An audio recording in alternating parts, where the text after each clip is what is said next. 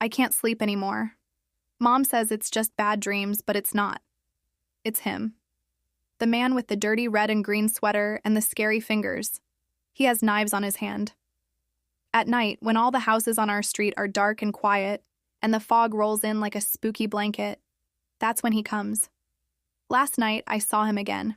I woke up screaming, and I thought I saw his shadow on my wall, the shape of his sharp fingers, just for a second. My friends are having the same dreams. At school during recess, we talked about it. Tina saw him in her dream, and so did Rod and Glenn. It's the same man for all of us. He has a burned face that looks all melty, and he laughs this really scary laugh.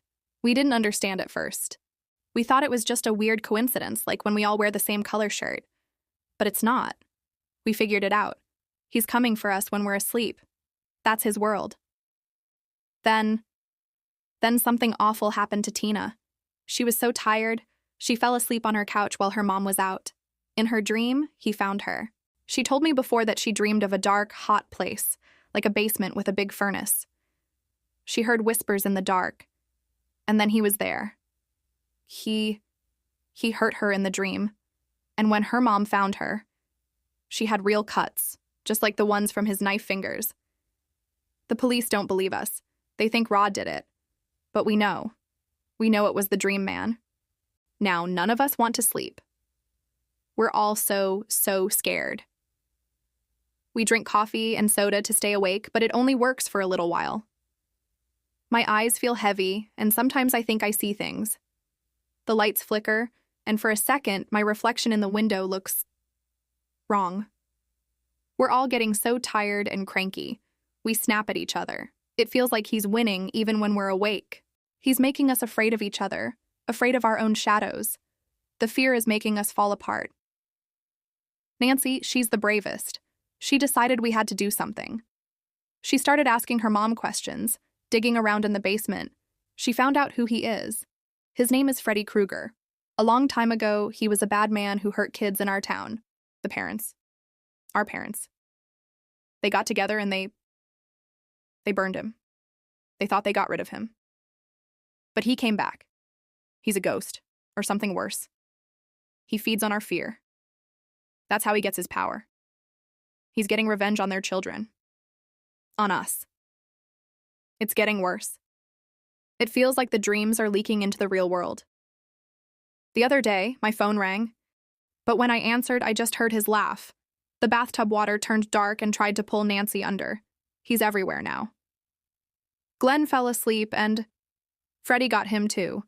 He pulled Glenn right into his bed. It was horrible. It was like a volcano of blood. Each time, it's different.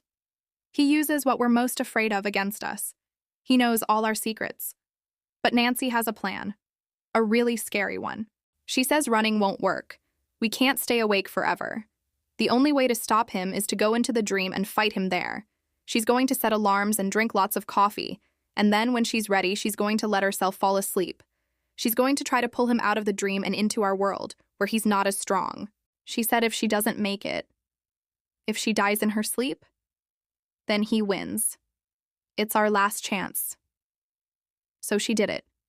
She went to sleep.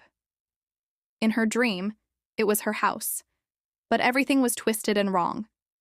The stairs were sticky and the walls were breathing.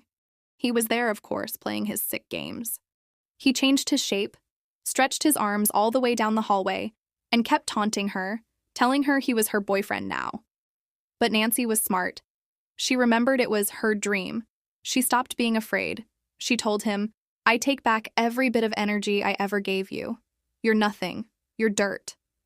And as she stopped being scared, he got weaker. He started to burn, screaming as he faded away.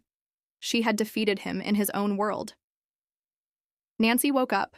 The sun was shining. Her mom was there, and Glenn and Tina were alive and waiting for her outside. Everything was okay. It was all just a long, terrible nightmare.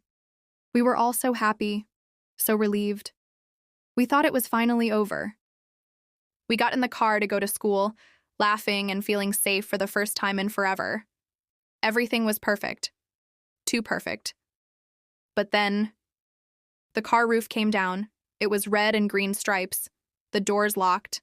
The windows went up, and we started screaming as the car drove itself down the street, faster and faster.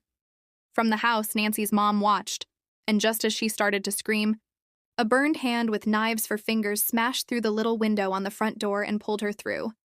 It wasn't over. He wasn't gone. He tricked us. He's still out there. So when you go to bed tonight and you close your eyes, listen carefully. You might just hear him whisper, "See you in your dreams. Please don't fall asleep."